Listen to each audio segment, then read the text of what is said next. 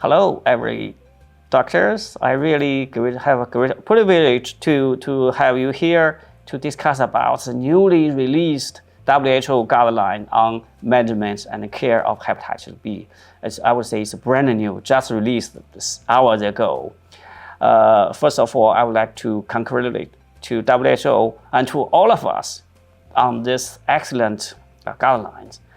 Dr. Easterbrook, so as the main, I would say, you are the main role, you play a main role in preparing this guideline. Would you kindly just briefly summarize what is the major implication and the major key points of this guideline? Thank you. Thank you, and I think we're very excited with this launch and the opportunities that these new guidelines are to transform hepatitis B care globally. The last guidelines that WHO did were almost 10 years ago, and Professor Jidong Jaya played an important role in those guidelines. And the reason we did these new guidelines was that the coverage of testing and treatment for hepatitis B still remains very low globally. And if we are to achieve elimination, we need to substantially scale up testing and treatment and simplify care. These new guidelines have simplified the approach to being eligible for treatment, have simplified some of the diagnostics and the approach to the assessment of patients, and have also simplified the approaches to delivering services. In terms of the eligibility for treatment, we are now proposing 4 main options for people meeting eligibility for treatment. And importantly, only one of these options requires access to a hepatitis B DNA test. This has been a major roadblock for scale up of access to treatment, particularly in sub-Saharan Africa and low and middle income countries. So these are 4 approaches to being eligible for treatment. The first being having more significant liver inflammation or fibrosis, using a very simple blood test that is available widely at low cost. Secondly, having a hepatitis B DNA level greater than 2,000 and an abnormal liver function test, ALT. And this is very similar to the China guidelines. And thirdly, having any co-infection with hepatitis B, that could be HIV or hepatitis C or Delta virus, having immunosuppression, having a comorbidity like diabetes, or having extrahepatic manifestations, so some evidence of kidney damage. And then the final option is, if there is no access to hep B DNA, having a persistently abnormal liver function test. These are the 4 options. You can meet some of them, or you can meet just one of them. And we believe this considerably simplifies access to treatment. And just to mention that the other main areas that are new in these guidelines are that we are also giving the option of expanding the use of antiviral treatment to prevent mother-to-child transmission. It is already recommended to give the antiviral preventative treatment to mothers if they have a very high level of virus in the blood, hep B DNA. But because in sub-Saharan Africa and in many parts of the world, having access to that hep B DNA test is again a problem, that we're proposing the option to give the preventative treatment to all pregnant women who are positive for the hepatitis B infection, because mother-to-child transmission is still the main driver of chronic infections globally, particularly in Africa. So this is a very important step forward. Thirdly, we're giving also options of getting access to the Hep B DNA using some more accessible point of care assays and not just laboratory-based assays, and a better system for doing what we call reflex testing, which is immediately when you have a positive hepatitis B surface antigen test, you immediately do automatically this other test. And that will shorten the time to get confirmation of the need for treatment. And then finally, in service delivery, and having very simplified service delivery systems or models. And with hepatitis B, this is still a new thing, and most care is still delivered in hospital settings. But we consider that now there is the need to what we call decentralized care to primary care, because the treatment approaches are much simpler and can be done in primary care, and to also really ensure that two key areas are addressed in the delivery of care, which is adherence support. And we learned the lessons from HIV that simple measures can be used to ensure people adhere to treatment and that they're retained in care. So these are some key messages from these guidelines: simplified treatment eligibility, expanding treatment to many more people. We estimate now that about 60% of all people who are hepatitis B surface antigen positive will be eligible, compared to about 10 to 15% before. So this is a big difference. And by simplifying the diagnostic pathways, simplifying the service delivery models, we believe that is achievable. Thank you, Dr. Easterbrook. Excellent summary of the key points and the story, the rationale behind these recommendations. I think this is very important nowadays to achieve the goal of by the 2030 to eliminate the public health threat by the viral hepatitis. Actually, I just echo your summary. For the China guideline, we recently updated. Actually, the guideline have the same principle and the same rationale, that is to simplify the therapeutic indication and try to expanding the treatment intake. But we have slightly different approach. That because in mainland China, most part of China, HBV DNA is available. So the testing is not that difficult.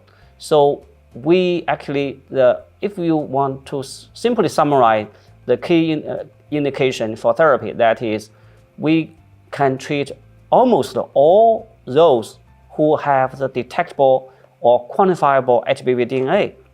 So specifically, if the patient already over 30 years old, if they have detectable HBV DNA, we can treat without any further requirement for the level of HBV DNA, for the ALT level or other things.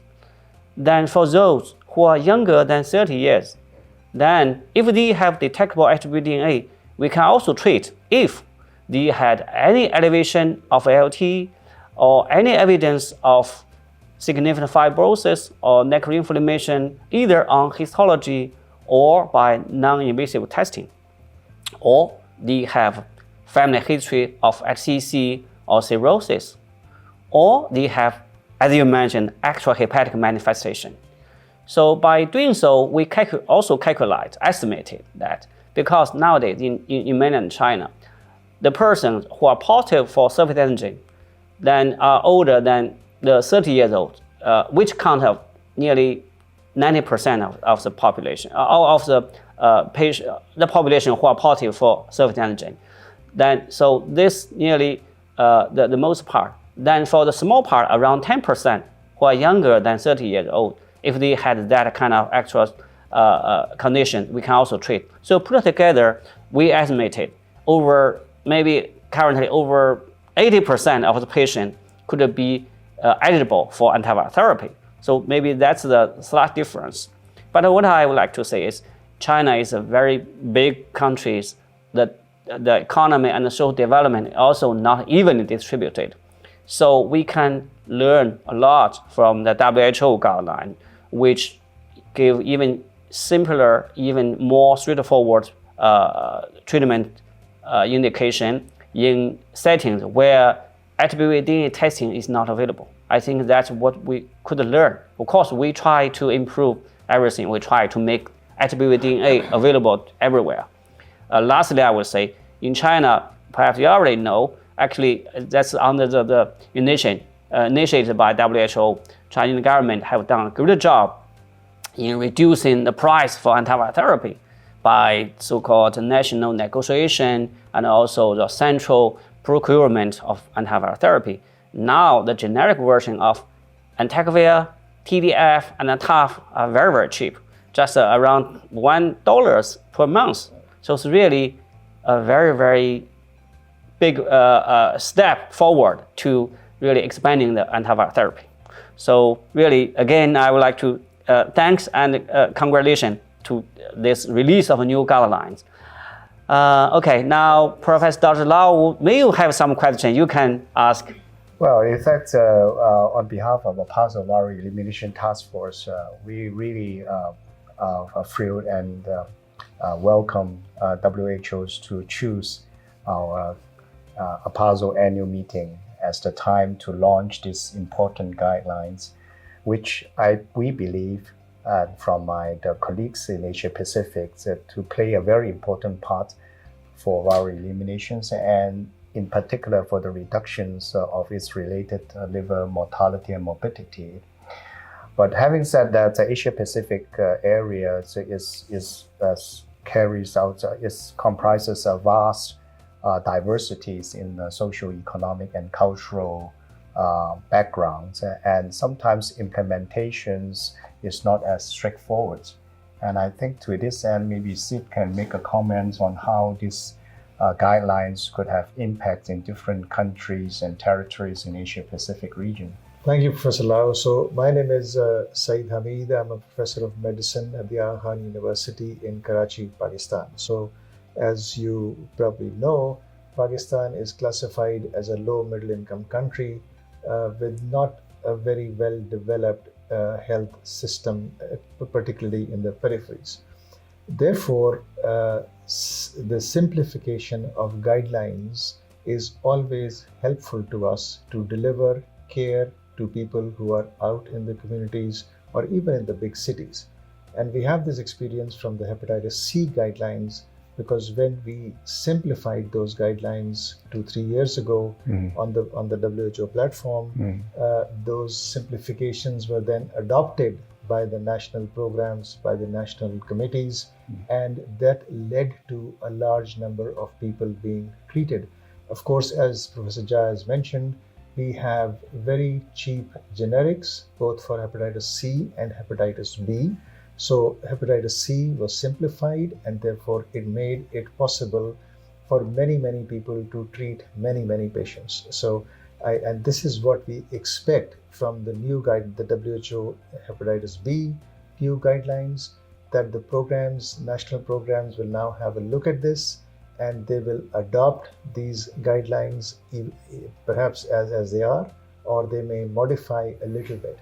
And the beauty of these guidelines is that all the complications have been removed.